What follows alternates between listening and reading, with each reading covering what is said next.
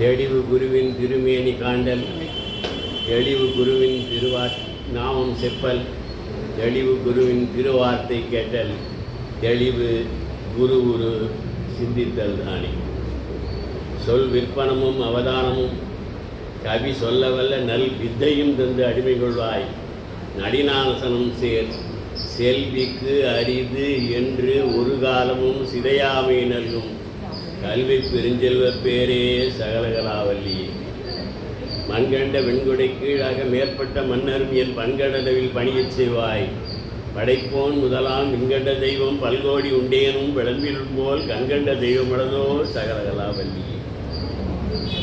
அஞ்சிலே ஒன்று பெற்றான் அஞ்சிலே ஒன்றை தாவி அஞ்சிலே ஒன்று ஆறாக ஆரியற்காக ஏகி அஞ்சிலே ஒன்று பெற்ற அணங்கை கண்டு அயலாரூரில் அஞ்சிலே ஒன்றை வைத்தான் அவன் நம்மை அடித்து காப்பான். ஓம் நமோ பகவதி. ஓம் ஸ்ரீ ரமணாய. இன்றைக்கு பெண்களை பற்றி பொதுவாகவே நம்முடைய சமுதாயத்திலே நம்முடைய சனாதனத்திலே பெண்களுக்கு முக்கியத்துவம் கொடுக்கின்றோம் என்பது எல்லாருக்கும் தெரிந்த விஷயம்தான். பெண்களுக்கு முக்கியத்துவம் கொடுக்கின்றோம். பொதுவாக எந்த ஒரு தர்மமாக இருந்தாலும் வீட்டிலே எந்தவித சிறப்பு நிகழ்ச்சிகளாக இருந்தாலும் முதலிலே பெண்களை அரவழைத்து தான் நாம் எல்லாம் செய்கின்றோம். ஒரு பூஜை செய்கின்றோம் என்று சொன்னால் கூட அந்த தீபத்தை ஏற்றுவதற்கு பெண்கள் தான் தேவை. ஒரு ஹோமம் செய்வதற்கு வந்தால் கூட அந்த ஹோமத்திலே அக்னியை ஏற்றுவதற்கு பெண்கள் தான் தேவை. சூடத்தை வச்சு ஏற்றுவாங்க. அந்த விதத்திலே பெண்களுக்கு முக்கியத்துவம் கொடுக்கக்கூடியது நம்முடைய சமுதாயம், நம்முடைய மதம் என்பதை தெரிந்து கொள்கின்றோம். அதனால தான் சொன்னார், மங்கையராக பிறப்பதற்கே இங்கு மாதவம் செய்திடல் வேண்டும் அம்மா. பொதுவாக ஏன் அதை சொன்னார்னா, என்னதான் மாமியார் மருமக எல்லாரும் அவளும் பெண்ணாக இருந்தால் கூட வர்றவங்க என்ன சொன்ன, பொண்ணா குழந்தை பிறந்ததுன்னா உடனே அவங்களே கேவலமாக நினைக்கிறாங்க. பொண்ணா பிள்ளையா இருந்துட்டா சிங்கத்தை பெற்றடா. ஏன்னா பெண்ணுன்னா செலவுங்கிற ஒரு எண்ணத்தில் வரும்பொழுது அவங்களுக்கு அந்த பயம் வந்தது. பெண்ணு வேலை வெறுப்பு இல்லை, இந்த திருமணத்தினால வரக்கூடிய செலவில் ஏற்படக்கூடிய இது தன்மையினாலையும் போகிற இடத்துல நம்ம குழந்தை நல்லா இருக்கணுமே இல்லையா, அது ஒரு பயம் இருக்குமே. அதனால் அந்த தன்மையினாலையும் அவங்களுக்கு இந்த பயம் பண்ண அப்படிங்கிறாங்க. அப்படி இல்லாமல் பெண் என்று சொல்ல பிறந்தால் கூட இப்பொழுது மாறி இருக்கிறது மகாலட்சுமி என்று நினைக்க வேண்டும். ஒரு பெண் பிறந்தாள் என்று சொன்னால் நம் வீட்டிற்கு மகாலட்சுமி வந்திருக்கிறாள் என்று நினைப்பானே. ஆனால் அது உண்மையாகவே அவள் வந்ததாக அர்த்தம். வீடு சிறக்கும் நிச்சயமாக. அதனால் வரவன் கூட என்ன செய்கிறான், யாச்சவன் கூட என்ன சொல்கிறான், அப்பா நான் கூப்பிட்றான், அம்மான்னு தான். நாம் ஏதாவது துன்பம் வந்து ஏதாவது நடந்துன்னு சொன்னால் அம்மா தொட முடியலையேங்கிறோம். இந்த அப்பாவை கூப்பிடலன்னா கூப்பிட்றான். ஒரு செயல் முடிஞ்சதுன்னா அப்பா முடிஞ்சுதுறான். இப்போ நான் பேச்ச நிறுத்திட்டேன்னு வச்சிங்களேன், அப்பா இப்போது முடிச்சுட்டா அப்படின்னு. அதனால் ஒரு செயல் முடிந்தவுடன் தன் அப்பாவை கூப்பிடுவோம். ஆனால் மற்ற சமயங்கள் எல்லாமே அம்மாவை தான் சொல்லுவான். ஆணை கூட நாம் செல்லமாக கூப்பிடுவேன், வாமான்னு கூப்பிடுவோம், வாமான்னு கூப்பிடுவான் நம்ம குழந்தைகளை. அந்த மாதிரி இந்த பெண்களை பற்றி நிறைய பேசப்படுகிறது. அதில் பெரிய புராணத்தில் பெண்கள் பேச வேண்டும்னு இங்கே ஒருத்தர் தான் என்கிட்ட சொன்னார். அதனால் அதில் உள்ள பொதுவாக பெரிய புராணத்தில் பெண்கள்னா உங்களுக்கு யார் ஞாபகம் வரும்? காரைக்காலம்யார். நிச்சயமாக தெரியக்கூடிய ஒரே ஒரு அம்மா யாருன்னா காரைக்காலம்யார். கொஞ்சம் அதிகமாக போனால் மங்கையரசு. இந்த ரெண்டு பேரை பற்றி தான் எல்லாருக்கும் தெரிவதற்கு வாய்ப்பு உண்டு. காரைக்காலம்யாரை பற்றி இப்போ நிறையா சொல்லலாம். அது அடுத்தது மங்கையர்க்கரசியார். பொதுவாகவே ஆண்கள் செய்யக்கூடிய செயல்களுக்கு பெண்கள் துணையாக இருந்தால்தான், முழுமையாக துணையாக இருந்தால்தான் அவர்களுடைய செய்கை சிறக்கும், கொள்கை மேம்படும். கொண்ட கொள்கை மேம்பட வேண்டுமேயானால் வீட்டில் உள்ள மனைவி சிறப்பாக இருக்க வேண்டும். இப்போ முதல்ல பெரிய புராணத்தில் திருநீலகண்டர் என்பவரை பற்றி சொல்லணும். ஒரு 3-4 பேரை சொன்னால் நேரம் சரியா நிறையா இருக்கு, நேரம் கருதி ஒரு சில சொல்லிக்கொண்டு வருகிறேன். திருநீலகண்ட நாயனார் அப்படின்னு அவர் வாழ்ந்து வரும் காலத்திலே அவருடைய உண்மையான பேர் என்னன்னு தெரியாது. இறைவன் நஞ்சு உண்டு நீலகண்டன் நானான் இல்லையா? அதனால எப்பொழுது பாருங்க திருநீலகண்டம் திருநீலகண்டம் திருநீலகண்டம்னே சொல்லிட்டு வருவார். அதனால அவருக்கு திருநீலகண்டர்னே பேர் வந்துடுது. இப்படி வந்த காலத்தில் இளமை பருவம் ஒரு நாள் ஆலயம் போயிட்டு வர்றார். இப்படி வெளியெல்லாம் போயிட்டு வரும்பொழுது இந்த இளமை பருவத்திலேயே வரக்கூடிய ஒரு சபலம். ஆகவே ஒரு நாள் பரத்தையர் பால் சென்று விட்டு வந்து விட்டார். இப்படி சென்று வந்த உடனே மனைவியாருக்கு கோபம் வந்துடுது, ஊடல் கொண்டு விட்டார். அந்த மனைவியார் எப்படிப்பட்டவர்? அந்த மனைவியாரும் அருந்ததி கற்பின் மிக்கார். அதனால இப்போவும் அதனால தான் கல்யாண சமயத்தில் அருந்ததி பார்த்தல் என்று உண்டு. ஆனால் பகலில் எங்கேருந்து அருந்ததி தெரியும் தெரியாது.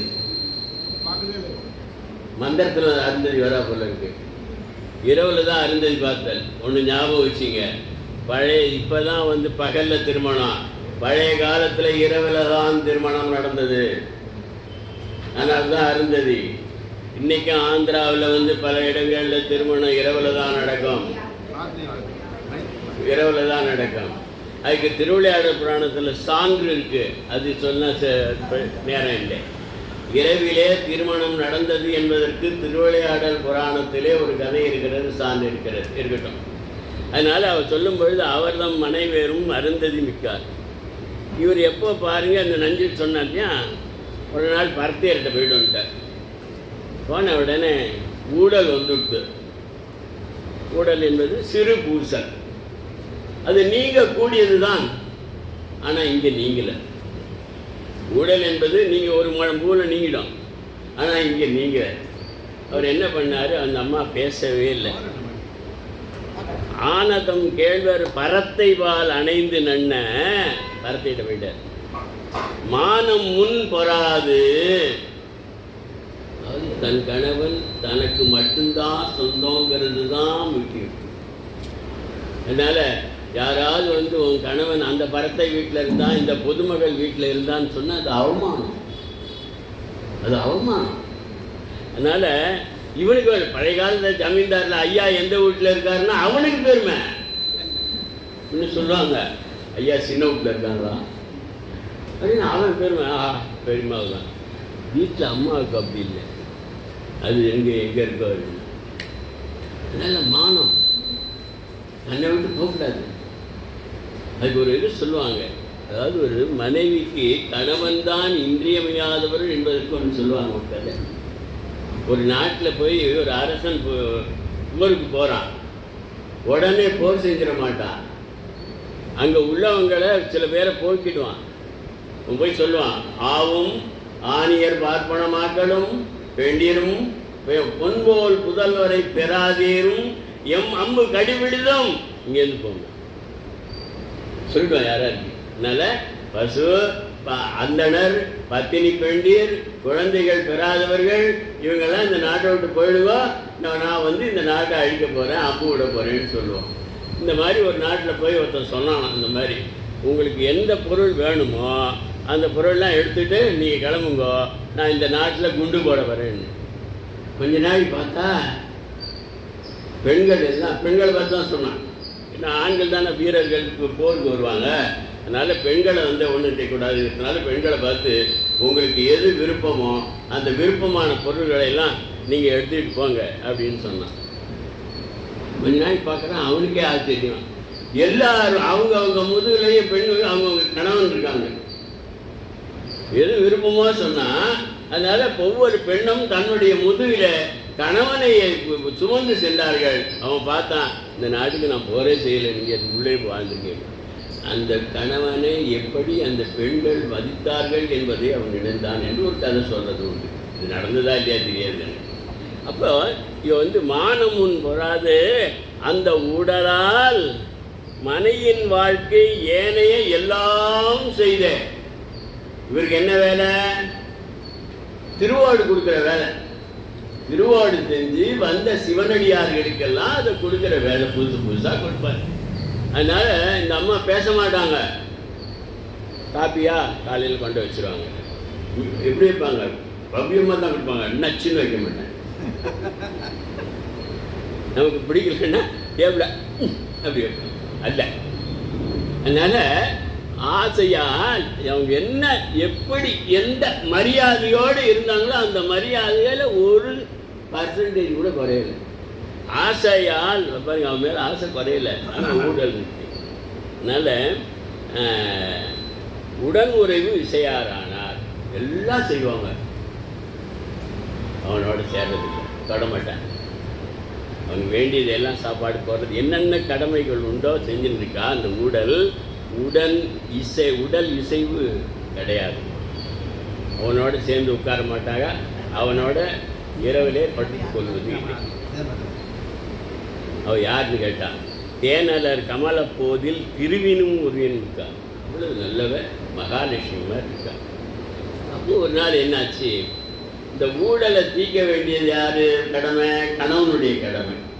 அதனால் இவன் என்ன செஞ்சான், அந்த திருநீலகண்டர் என்ன செஞ்சார், அவளை போய் தழுவ போகிறார். தழுவ போகும்போது சொன்னா தீண்டு வீராயின் எம்மை திருநீலகண்டம். போய் மெய்யுற அணையும் போதில் இந்த திருநீலகண்டர் ஊடலை நீக்குவதற்காக அவளை போய் மெய்யுற அணையும் போதில் தழுவ போகும்பொழுது தொடாதுன்னு சொல்லியிருந்தா பரவாயில்ல. தீண்டு வீராயில், ஏன்னா நீ பருத்தியை தீண்டிட்ட, அந்த கையால் தீண்டக்கூடாது, அந்த உடல் எனக்கு வேண்டாம். தீண்டு வீராயில் எம்மை திருநீலகண்டம் அப்படின்னு சொல்லி. என்ன இவர் திருநீலகண்டம் தான் சொல்லியிருக்காரு. அதனால சுவாமி மேலே ஆணையிட்டு சொல்றது போல சொல்லிட்டாரு. வைராகியம் எப்படி வருது பாருங்க. இளமையிலே அந்த பரத்தை பால் ஏதோ சபலத்தினாலே சென்ற அவர் தன்னுடைய வீட்டிலே ஊடலாலே மனைவியை தொடாது இருக்கும் பொழுது, அந்த ஊடலை தீர்ப்பதற்காக மெய்யுற அணையும் பொழுது அவ எம்மை தொடாதே என்று பன்மையிலே சொல்லிவிட்டார். ஒருவேளை சொல்லல, எம்மைன்னு சொன்னதுனால பெண்கள் எல்லாரையும் என்று அவர் தெரிந்து கொண்டார். யாரு? திருநீலகண்டர். அதனால இனி எந்த பெண்ணையும் நான் மனதாலும் தொடேன். வைராகியம் வந்துருச்சு. அந்த மனைவியால தான் அவருக்கு வைராகியம். இப்போ சில பேருக்கு வைராகியம் வந்து சாமியார் போகிறான், அது வேற. அந்த வைராகியத்தில் சொல்லலை நான். அதனால் இனி எந்த பெண்ணையும் தொடமாட்டேன் என்று சொல்லி தன் கடமையில் தன் கொள்கையில் வாழ்ந்து கொண்டு வருகிறார். அதுக்கு சுருக்கமாக சொல்லிடுறேன். கிட்ட ஒரு 25 வயசு வச்சுங்களேன். 25 வயசுன்னு சொல்லிட்டு ஆச்சு 30, 55 வயசாகிடுச்சு. ஆனால் இவங்களுக்குள்ள இப்படிப்பட்ட வேறுபாடு இருக்குன்னு பக்கத்து வீடு தெரியுது. அயல் அறியாமை வாழ்ந்தார். இத்தனை வருஷமா நீண்ட காலமா பக்கத்து வீட்டுக்கு கூட 2 பேருக்கும் சண்டை இருக்கு, ஊழல் இருக்குங்கிறது தெரியாது. ஆனால் அவங்க உள்ள வாழ்ந்துட்டு இருக்கிறாங்க. அப்போ தான் சிவபெருமான் வருகிறான். ஒரு ஓடை கொடுத்துட்டு இது பொன்னினும் மணியினும் மேலானது நான் கேட்கும்போது கொடுறான்னு சொல்லிட்டு போயிட்டு அது போனால் இவர் போயிட்டு நல்ல பத்திரமா பூட்டி சாய் மேலே வச்சுருக்காரு. இவன் தான் மேலே இது வச்ச. சரி, இன்னும் ஒரு நாள் வந்து பொண்ணை ஒரு திருவோடை கொடுன்னு சொன்னால் ஒரு திறந்து பார்த்தா காணுமா. எப்படி பூட்டின இடத்துல பத்திரமா வச்சது, மனைவியே தொட முடியாது. ஜாடமாடியாக கேட்குறாரு, நான் இங்கே வச்சுருந்தேன் ஓடை நீ பார்த்து பூட்டி வச்சு பேசல, நான் 2 பேரில் பேச மாட்டேங்களா. அப்போ வந்து பார்த்தா இல்லை, அங்கேருந்து வந்து ஐயா காணும், நான் வேற ஒருத்தன், நீ திருடிட்ட. நான் ஏற்கனவே சொல்லியிருக்கேன், பொன்னினும் மணியினும் மேலானதுன்னு சொல்லியிருக்கேன். அந்த ஓட்டை நீ திருடிட்ட, நீ எப்படி கொடுத்தாலும் எனக்கு திருவோடு வேண்டாம் எனக்கு அதுதான் வேணும். அவர் சொல்கிறார், நான் திட்டுவே இல்லையா, இங்கே வச்சேன் காணும், நீ போய் சொல்கிற. அப்போ சரி, உன் பிள்ளையை போட்டு சத்தியம் பண்ணு. மகன் இல்லையே, அவருக்கு தெரியாதெல்லாம் இழந்து தான் திறந்துட்டானே, மகன் இல்லையே. சரி, அப்போ வா, அப்போ இந்த ஊரில் உள்ள அந்த பெரியவங்களெல்லாம் நான் சுருக்கமாக சொல்லிட்டு போகிறேன். எனக்கு சான்றவரை கூப்பிட்டு, இங்கே வா, உன் மனைவி கையை பிடிச்சி அந்த குளத்தில் மூழ்கி சத்தியம் பண்ணு, நான் எடுக்கலன்னு சத்தியம் பண்ணு. மறைய வச்சதே இவர் தான். மனைவி கையை பிடிச்சி அவள் சொன்னான், திருநீலகண்டர் சொன்னார், ஐயா உங்களுக்குள்ள ஒரு வழக்கு, நான் மனைவி தீர்ந்ததில்லை அப்படின்னு சொல்லிட்டு வந்தார். இந்த சான்றோர்கள் இருக்காங்க, குளத்தில் வந்து குளத்தங்கரைக்கு வந்தாச்சு. அவருக்கு சான்றோர்கள் கேட்குறாங்க. உடனே அவர் தான் கேட்குறாருலப்பா, நீ என்ன பண்ணுற, மனைவியோட கையை பிடிச்சி முழுகுன்னு. ஒருவருன்னு வீட்டுக்கு வந்தார். வீட்டுக்கு வந்து ஒரு மூங்கில் தடி எடுத்துட்டார். எடுத்துட்டு வந்து அந்த பக்கத்தில் நீ பிடி, இந்த பக்கம் நீ பிடி. சிவபெருமான் சும்மா இருப்பானா? கிடையாது, செல்லாது. நீ என்ன பண்ணுற, கையை பிடிக்கணும்னு. உடனே எல்லாருக்கும் நடுவிலே இத்தனை ஆண்டு காலமாக முதலில் என்ன நடந்தது, இத்தனை ஆண்டு காலம் எப்படி வாழ்ந்தோம் என்பதை வெளிப்படையாக அந்த சான்றோர்கள் மத்தியிலே அந்த ஆண்டவன் சொல்ல வைத்தான். அவன் என்ன தப்பு பண்ணினா, இத்தனை ஆண்டு காலமாக நாங்கள் எப்படி வாழ்ந்தோம் என்பதை அங்கு சொல்ல வைத்த. அப்புறம் முழுகன்னாங்க. முழுகி எழுந்தா இந்த ஆளுதான் சிவபெருமானுக்கான ரிஷபாரூடராக இருக்கிறார். முழுகும் பொழுது அந்த வயதானவர்களாக முழுகினார்கள். எழும் பொழுது அன்றைக்கு எந்த இளமை இருந்ததோ அந்த இளமையோடு எழுந்தார். இறைவன் கருணை பாருங்க, அவருக்கு சோதனை கொடுப்பது போல அவனுடைய தொண்டிலே சிறந்து விளங்கினான். இளமை காலத்தை வீணாக்கி விட்டானே என்று சொல்லி அந்த இளமை காலத்தை அவருக்கு திருப்பி கொடுத்தார். ஆனால் இந்த உலகத்தில் இன்பம் அனுபவத்திற்காக கொடுக்கவில்லை, இளமையை கொடுத்தேன், நீ என்னோட வந்துடுனான். இன்னைக்கு சிதம்பரத்தில் பார்த்தீங்கன்னா இளமையாக்கினார் கோவில்னு ஒன்று இருக்கு. அந்த குளமும் அங்கே தான் இருக்கு, மேலே வீதியில். அதனால அது இந்த வரலாற்றிலே அந்த பெருமை திருநீலகண்டனுக்கு தான் சிறுமை செய்தாலும் கூட இறைவனை காணுவதற்கு, இறைவனை அடைவதற்கு, இறைவனை சேர்வதற்கு காரணமாக இருந்தவள் அவளுடைய மனைவி. அந்த ஊடலாலே அவள் பிரியவில்லை என்று சொன்னால், எம்மை தீண்டினால் தீண்டாதீர் திருநீலகண்டம் என்று சொல்லவில்லை என்று சொன்னால் இவ்வளவு தூரம் வெளிவந்திருக்காது, திருநீலகண்டர் சிறப்பு வேண்டியிருக்காது. ஆகவே திருநீலகண்டருடைய சிறப்பு மேன்மைக்கு காரணம் அவருடைய மனைவி பேரெல்லாம் தெரியாது, அவருடைய மனைவி என்பதை சொல்லி அடுத்ததாக மங்கையர்க்கரசிக்கு வருகிறார். மங்கையர்க்கரசியில் மங்கையர்க்கரசியால் தான் மதுரையில் ஒரு மாற்றமே ஏற்பட்டது. ரெவல்யூஷன் கூட சொன்னார். ஆனால் அந்த காலத்தில் பழக்கம் பாருங்க, அவன் மங்கையர்க்கரசி சோழ நாட்டு அரசி, அவன் பாண்டிய நாட்டு மன்னன். இப்போ சோழ நாட்டு அரசி, அவன் பாண்டிய நாட்டு மன்னன். அப்போது சோழ பாண்டியனில் சண்டை மட்டும் நடந்ததில்லை, கொடுக்கல் வாங்கல் கூட இருந்தது. அதனால சோழ நாட்டு அரசி ஆகிய மங்கையர்க்கரசி பாண்டியன், அவன் எப்படான்னா கூன் பாண்டியன். அப்போ அதுலேயே ஒரு விஷயம் இருக்கு. ஒரு அரசியே கூன் பாண்டியனுக்கு மனம் கொடுத்துருக்கான்னா, ஊனமுற்றவர்களை கூட அந்த பெண்கள் நினைத்தால் திருமணம் செய்து கொள்ளலாம், ஒதுக்கக்கூடாது என்பது விரும்பப்பட்டவர்கள். நான் தத்துவம் நீ குட்டியானலாம் கேட்பது. அதனால யாருக்கு விருப்பமோ அதை செய்யலாம் என்பதை அப்பவே காமிச்சிருக்கான் கூன் பாண்டியன். அப்போ கூன் பாண்டியன் சமண மதத்தை சார்ந்திருக்கான். அப்போ இந்த மங்கையர்க்கரசியாருக்கும் குலச்சிறையார் என்ற அமைச்சர், இந்த 2 பேர் தான் அவங்க சைவர்கள். 2 பேர் தான் சைவர்கள். மதுரை திருவிளையாடல் நடந்த இடம், சொக்கநாதன் அருளக்கூடிய இடம், மீனாட்சி அம்மை ஆட்சி செய்யக்கூடிய இடம். இந்த இடத்துல சமண மதம் ஓங்கி அதன் சைவம் குறைந்து விட்டதேன்னு இவங்க 2 பேருக்கு வருத்தம். அதுவும் முக்கியமாக மங்கையர்க்கரசியாருக்கு தான் வருத்தம். அரசன் ஏன்னா அரசனை வழி அப்படி தானே, அரசன் தத்தியாக இருந்தால் நாடே தத்தியாக தான் இருக்க போகிறது. அரசன் நல்லவனாக இருந்தால் நாடே தள்ளி நல்லா இருக்கும். அதனால் வந்துட்டு அந்த அரசன் இப்படி சமண மதத்தில் சேர்ந்திருக்கிறானே, அதனால் இந்த ஆட்சியில் மாற்றம் அவனை திருத்தினா மற்றவங்க திருந்திடுவாங்களேன்னு சொல்லிட்டு இந்த மங்கையர்க்கரசியார் அம்மா நினைக்கிறா.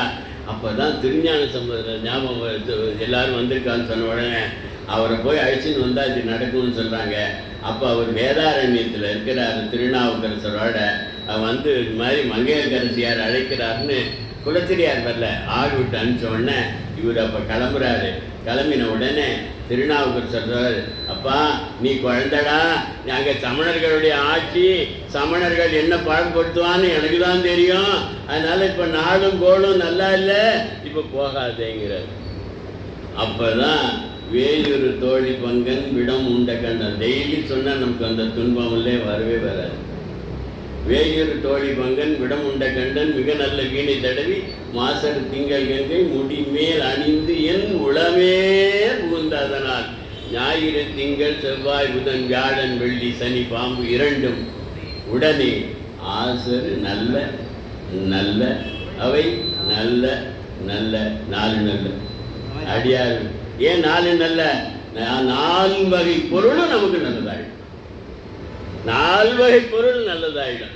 அதனால தான் நல்ல நல்ல என்று எடுத்து சொல்லி அவர் போகிறாரு. அதுக்கப்புறம் வந்துட்டு அந்த வெப்பு நோயெல்லாம் அது சுருக்கமாக சொல்லிடணும். அப்பான உடனே தீ வச்சு விடுறாங்க சமணர்கள். அப்போ கூட அந்த திருஞான பையவே இதுக்கு யார் காரணம்? அரசன் தானே காரணம். வெச்சவன் இவனாலும் யார் காரணம்? அரசன் தானே காரணம். காரணத்தை விட்டுட்டு காரியம் செஞ்சவனை பிடிக்கக்கூடாது. இப்போ அப்படிதான் நடந்துகிட்டு இருக்கு. ஏவி விட்டவனை விட்டுடுறாங்க, செய்கிறவனை சிறையில் போடுறாங்க. அப்படி இல்லை. அதனால் வந்துட்டு பையவே சென்று பாண்டியருக்காகவே மெதுவாக அதில் கூட ஒரு கருணை பாருங்க. மெதுவாக போய் அவனுக்கு விட்டோன்னா அப்போ தான் வெப்பு நோய் வருது. இந்த போட்டியெல்லாம் 2 பேருக்கும். அப்போ தான் மந்திரமாவது நீர் மந்திர திருநீற்று பதி அங்கே பாடி அவனுடைய அப்போ அந்த மந்திரமாவது நீர் ஒரு கல்லில் 2 மாங்காய் செஞ்சுது அடிச்சுட்டது. மந்திரமாவது நீருங்கிறது பார்த்து பதிகம் இருக்க, ஒரு பதிகத்தில் 2 நன்மை நடந்தது. ஒரு நன்மை உடலிலே உள்ள வெப்பம் தீர்ந்து உடல் ஆரோக்கியமானது. இன்னொரு நன்மை கூன்பாண்டியனாக இருந்தவன் நிமிர்ந்து நின்றான். அவனுடைய பேர் மாறித்து நின்ற சீர் நெடுமாறன். 2 விதமா ஆக்கி விட்டுட்டார். ஆகவே மங்கையர்க்கரசி தன்னுடைய தன்மையினாலே, தன்னுடைய தொண்டு சிறப்பினாலே தன்னுடைய கணவனை சைவத்துக்கு மாற்றியதோடு மட்டுமல்லாமல் அந்த திருஞான சம்பந்தருடைய அருளினாலே அவன் உடலையும் நிமிர வைத்தார், நாட்டிலே சைவத்தையும் நிமிர வைத்தார். அப்படிப்பட்ட பெருமை அந்த மங்கையர்க்கரசி உண்டு.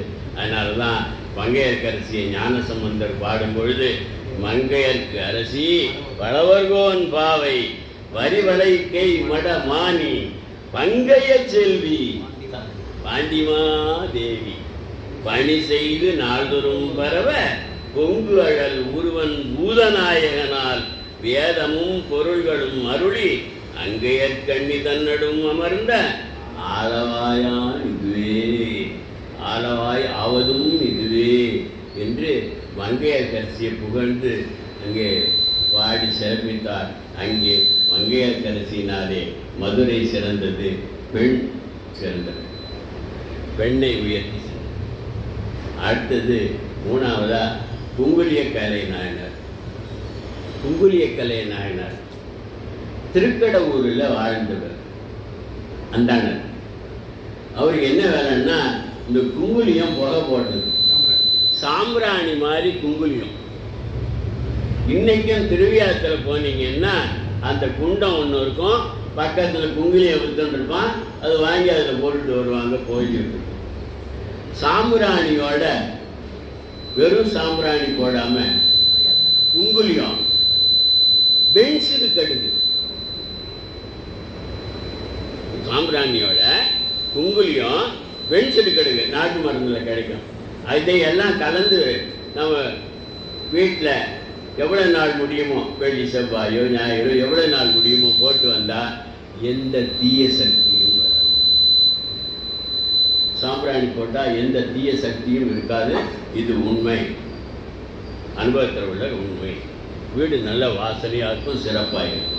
அதனால் இவர் அதெல்லாம் கலக்கலை, வெறும் குங்குலியம் தான். குங்குலியத்தை போட்டு எப்போ பார்த்து திருக்கடவுர் கோவிலில் அந்த ஈஸ்வரனுக்கு குங்குலியத்தை போச்சுக்கிட்டே இருப்பார். நல்ல செல்வந்தராக தான் வாழ்ந்தார், செல்வந்தராக தான் வாழ்ந்தார். அவருடைய செல்வம் இப்போ சிவபெருமான் இந்த நாயன்மார்கள்ட்ட ஒரு பழக்கம் உண்டு. நல்ல செல்வந்தராக இருப்பாங்க, ஒன்று ஒன்றா குறைச்சிக்கிட்டே வந்துடுவார். கடைசியில் ஒன்றும் இல்லாமல் ஆகிட்டுவார். ஆகிட்டு இவன் ஒழுங்காக இருக்கானா அதை வெளியில் வெளிப்படுத்தணும் எல்லாருக்கும் அப்படிங்கிறது அவருடைய பழக்கம். குங்குலியம் போட்டுக்கிட்டே இருக்காரு, தன்னை மறந்து குங்குலியம் போடுவார். அப்படி குங்குலியம் வாங்கி வாங்கி வாங்கி வாங்கி வாங்கி போச்சு. இத்தனை பேர் போச்சே சொத்தை அழிக்கிறான். எதையோ புகைச்சி அழிக்கிறான். இவர் சாமிக்கு குங்குலியம் போட்டு புகைச்சி அழிக்கிறாரு, வேற ஒன்றும் இல்லை. அப்படி அழிச்சோன்னு எல்லாம் போயிடுத்து. குங்குலியம் வாங்கணும், என்ன வயசுன்னு தெரில. அவன் அம்மா வந்தா. பொதுவாக வீட்டில் ரொம்ப கஷ்டமாச்சு, பிள்ளைய படிக்க வைக்க முடியல, ஒன்றுமே இல்லை அப்படின்னா அப்படி போய் அம்மாவை பார்க்குறான், மனைவியை பார்க்குறான். அந்த மனைவி சொல்கிறா, என் தாலி எவ்வளவு ஏழையாக இருந்தால் கூட தாலியை தங்கத்தில் தான் செய்வாங்க, தகர மற்ற பொருளை செய்யறது இல்லை. ஒன்றும் வசதி இல்லாமல் தாலி கட்டினா போல ஒரு குண்டுமணி அளவாவது தாலி அங்கே இருக்கும். கயிறு மஞ்சளாக இருக்கும், மங்களனான் மஞ்சளாக இருக்கும், தாலி தங்கமாக தான் இருக்கும். அதனால் இவர் வசதியானவர், நிறைய நல்ல தாலி போட்டு போல இருக்கு.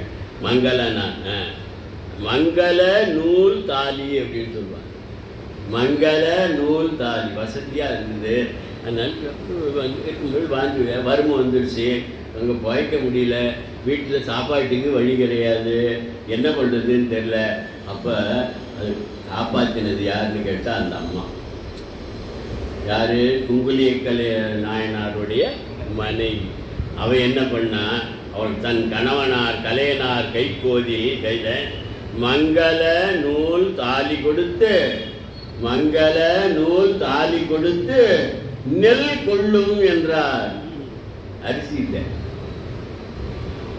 அரிசியெல்லாம் பின்னாடி வந்தது. பழைய காலத்துலலாம் ஒவ்வொரு வீட்லேயும் உரலும் இருக்கும், உலக்கையும் இருக்கும். நெல் வந்ததுக்கு அப்புறம் அதை குத்தி அதுக்கப்புறம் அதுலேருந்து கைக்குத்தல் அரிசி தான் சாப்பிட்டு வந்தாங்க. எல்லா வீட்லேயும் உரலும் இருக்கும், உலக்கையும் இருக்கும். ஆனால் இப்போ எல்லா வீட்லேயும் உரல் இருக்கோ இல்லையோ, உலக்க இருக்கு. உரல் இருக்கோ இல்லையோ, உலக்க இருக்கு. இது நம்மெல்லாம் தான் என்ன எத்தனை நேரம் திட்டிப்பாங்க. அதனால் அந்த பண்ணுவாங்க.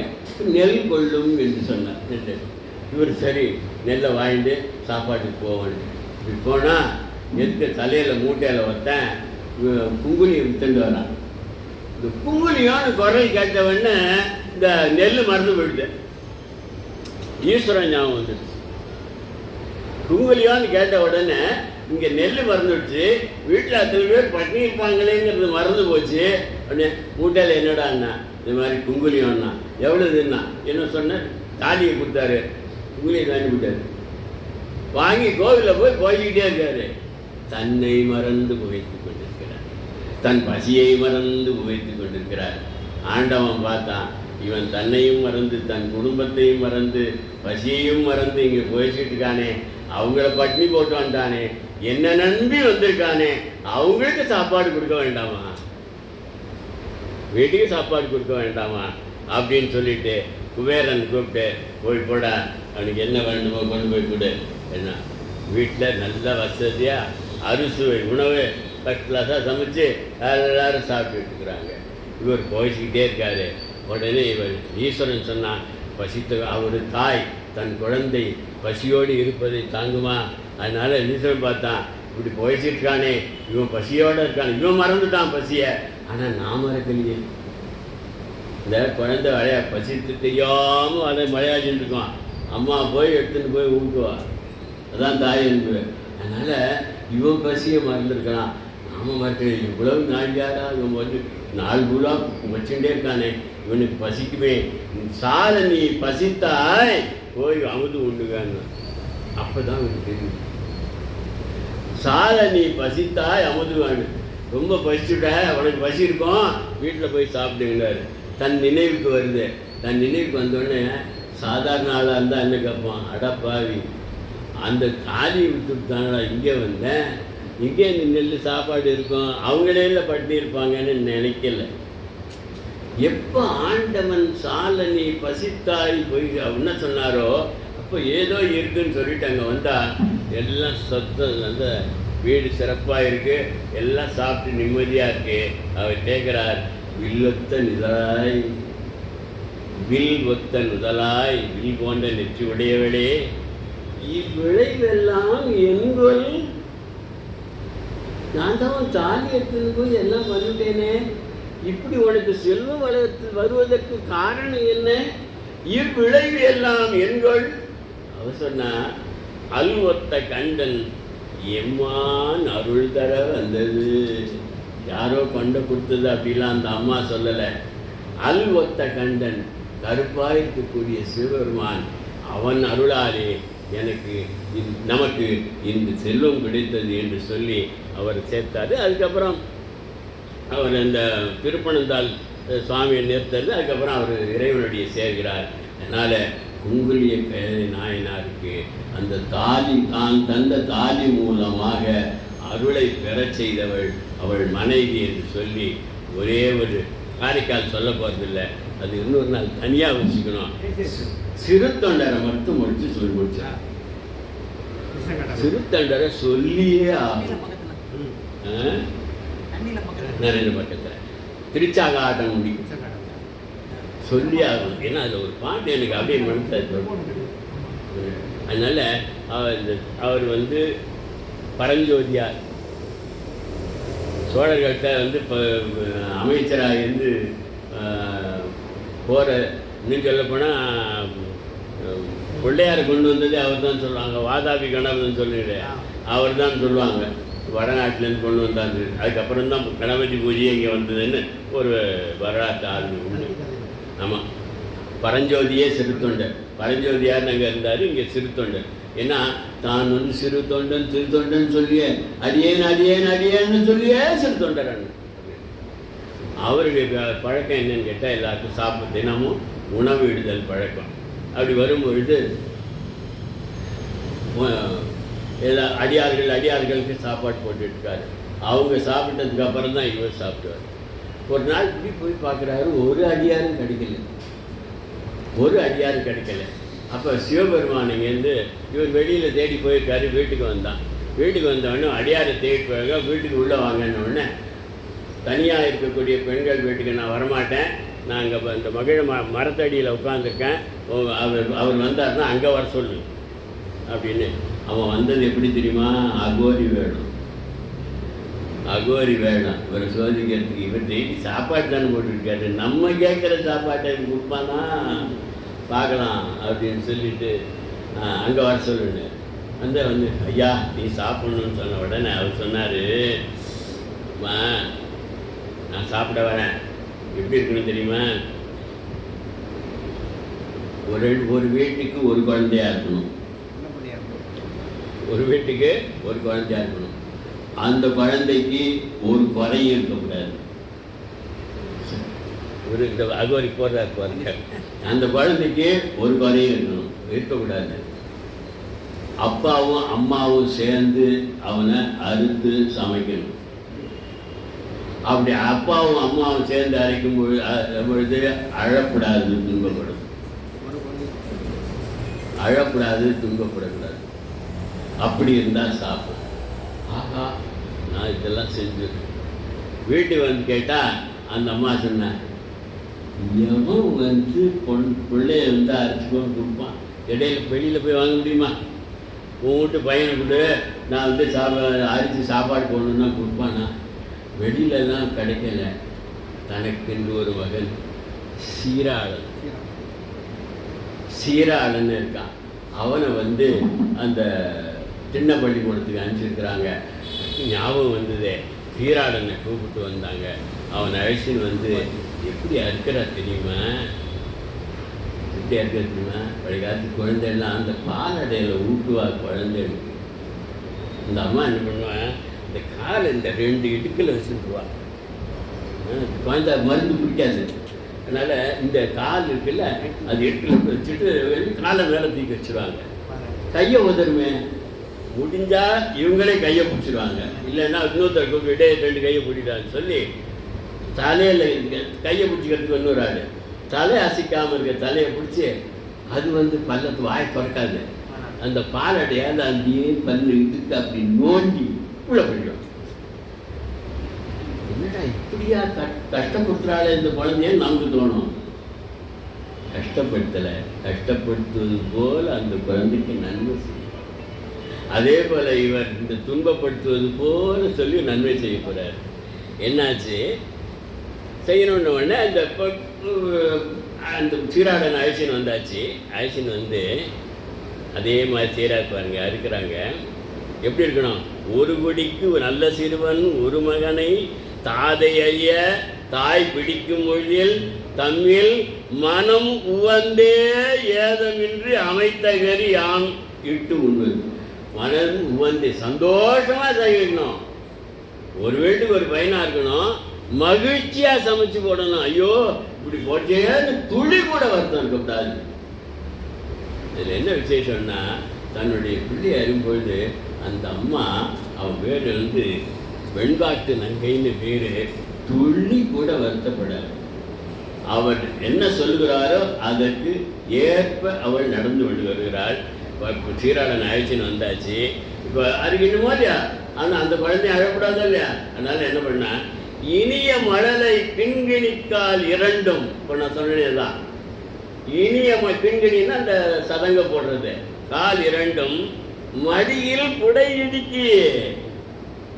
எட்டுனா அசைக்கூடாது இல்லை, அதனால் தன் மடியில் பக்கத்தில் இடுக்கி, அப்படி எப்படி இடுக்கி பிடிக்குமோ அது போல் வச்சு காலால் மடக்கிட்டான். இப்போ காலை செய்ய முடியாது அவன். புடை இடுக்கி சைக்கிளா சொல்கிறார், கனிவாய் மைந்தன் கை 2ம் கையால் பிடிக்க. அழகான தன்னுடைய குழந்தை கையை இடையில அப்படி வந்து காலை அடிச்சுட்டா, கையை இவன் பிடிச்சிட்டான். அப்புறம் பிடிக்க காதலனும் நனி நீடு உவகை உகின்றார். இப்படி பிடிச்ச உடனே சீராளன் அவனுக்கு தெரியறது என்னமோ, ஆனால் அழலையா அவனும் மகிழ்ச்சி அடையிறான். அப்பா அம்மா நமக்கு என்னமோ செய்ய போகிறாங்க, நல்லது தான் செய்வாங்கன்னு அவன் அழலையான். காதலனும்னா குழந்தை, காதலனும் நனி நீடு உவகை உருகின்றார். அவர் சொன்னபடி எல்லாம் நடந்துக்கிட்டே வருது என்று மகிழ்ந்து நகை செய்ய சிரிக்கிறான். நகை செய்ய தனி மாமகனை ஒப்பற்ற தன்னுடைய மகன், தனின்னா ஒப்பற்ற தாதையார் கருவி கொண்டு தலையறிவார். அப்பா என்ன பண்ணார், இப்படி அம்மா பிடிச்சிருக்க தலை எடுத்தார். அடுத்தது இந்த அம்மா நினச்சாலாம், இது சொல்லிட்டு முடிச்சுடுறேன், இந்த அம்மா நினச்சாலாம் குழந்தை இறந்ததை பற்றி நினைக்கல, பொறிவில் பெருமை புத்திரன் மெய்த்தன்மை அளித்தது. ஏன்னா இவர்களுடைய குறிக்கோளை நிறைவேற்றி வைத்தான் அந்த புத்திரன். அதனால் பெத்த அப்பா அம்மாவோட தன்மை குறிக்கோளை நன்மை செய்பவன் தான் புத்திரன், அவன்தான் மைந்தன். எல்லாரும் மைந்தன் கிடையாது. மைந்துன்னா வலிமைன்னு அர்த்தம். குடும்பம் நொந்து போகும் பொழுது தன்னுடைய மன வலிமையால் செல்வ வலிமையால் எவன் தூக்கி நிறுத்துகின்றானோ, தன் பெற்றோரையும் தூக்கி நிறுத்துகின்றானோ அவன் மைந்தன். மைந்தனா வலிமை. அதனால் என்ன பண்ணால் பொறுமையில் பெருமை புத்திரன் மெய்த்தன்மை அளித்ததன் புரிந்து மகிழ்ச்சி எய்த யாரு, வெண்காட்டு நங்கை மகிழ்ச்சி எய்த அவர் மனைவியாரும் கணவனார் அருமை உயிரை எனக்கு அளித்தான். தன் மகன் இருந்ததுல கணவனார் அருமை உயிரை எனக்கு அளித்தான். என்ன யாருமே சிவனடியார் கிடைக்கலன்னா இவர் எத்தனை நாளாலும் சாப்பிட மாட்டார். அவர் சாப்பிடலைன்னா உயிர் போயிடுமே, அவருடைய கொள்கை போயிடுமே. அதனால் கணவனார் அருமை உயிரை எனக்கு அளித்தான் என்று மிகவும் அகம் வளர அடுத்ததை விட அவ்வளவு சந்தோஷப்பட்டாலாம் கணவனுக்காக. இருவர் மனமும் பேருகை எய்தி அரிய வினை செய்தார். யாரும் செய்யாதவை செஞ்சாங்க. அவர் சாப்பிட வராரு. அப்படி சாப்பிட உட்கார்ந்த உடனே நான் தனியாக சாப்பிட்றதில்ல, பக்கத்தில் ஒரு இலையை போட்டுக்கிறாரு. வேலையை போட்டு வர்றாங்க. போட்ட உடனே எல்லாத்தையும் சமைச்சிட்டாங்க. தலைக்கறிங்கன்னு. அப்போ அந்த அம்மா சொல்லிச்சு, தலை இறைச்சி அமுதுக்கு ஆகாது என கழித்தோம். உடம்பெல்லாம் நல்லா இருக்கணும், சுவையாக இருக்கணும்னு சமைச்சிட்டேன். தலைக்கறி உடம்புக்கு ஆகாது, நான் சமைக்கிறேன். அவர் சொன்னார், நான் அந்த தலைக்கறி தான் சாப்பிட்றேன், எனக்கு தலைக்கறி வேணும். அப்போ அவங்க வீட்டில் சந்தனமங்கை என்பவள் தாதி, வீட்டு வேலைக்காரி. அவங்களோட அந்த காலத்தில் தான் கல்யாணம் பண்ணால் வீட்டுக்கு வேலைக்கு நாளெல்லாம் இருப்பாங்க. அந்த தாதி அவள் வந்தால் நான் சமைச்சு வச்சுருக்கேன்ட்டா, நான் ரெடியாக பண்ணி வச்சுருக்கேன், கொண்டு வந்து போட்ட உடனே நான் பிள்ளை இருக்கிற வீட்டில் தான் சாப்பிடுவேன். பிள்ளை அவன் இங்கே உதவான், அதை நெருக்கி பண்ண அவர் இதுலேதா. சரி, அப்போ என்ன சொன்னேன், சரி அந்த பிள்ளை இல்லையா, வாசலில் போய் கூப்பிட்றான், உன் பிள்ளை வருவான், வாசலில் போய் கூப்பிடு. இவர் தான் வெட்டினதே, இவர் தான், நீ வாசலில் கூப்பிடு. ரகுவர் இவர் சொல்கிறாரு, வந்த சிவனடியார், நம்பிக்கை வைக்கணும். ஐயோ அதுதான் நான் சமைச்சு போட்டுருக்கேன், கேட்டுவிட்டேன், வாசல் பண்ண எப்படியா வருவான் அப்படின்னு கேட்கல. இவர் சொல்கிறாரு, சிவனடியார் சொன்னால் அதில் ஏதோ ஒரு பொருள் இருக்கும், அதில் உண்மை இருக்கும், நாம் அழைப்போம். அந்த முழு நம்பிக்கையோடு சீராளா வா, சீராளா வா, சீராளா வான்னு அழைக்கிறா. பையன் ஓடி வரான், பள்ளிக்கூட்டில் வர மாதிரி ஓடி வரான். உள்ளே பார்க்குறாரு, ஆழக்கான வந்த அகோரியாக சிவனடியார் தன் மறந்தார், அவருக்கு அருள் செய்தார் ரிஷபாரோடராக என்று சொல்லி அந்த கணவன்மார்களுக்கு மனைவிமார்கள் மிகுந்த துணையாக, மகிழ்ச்சியான துணையாக, உற்ற துணையாக, மேன்மையான துணையாக, கொள்கைக்கு உதவி புரியக்கூடிய துணையாக இருந்து மேன்மையை செய்தார்கள். ஆகவே இறைவன் அருள் கிடைத்தது. அதனால் பெண்கள் வீட்டிலே சிறக்கும் பொழுது கணவனும் தெய்வமாக ஆகலாம் என்று சொல்லி நிறைவு செய்கிறேன். நன்றி, வணக்கம்.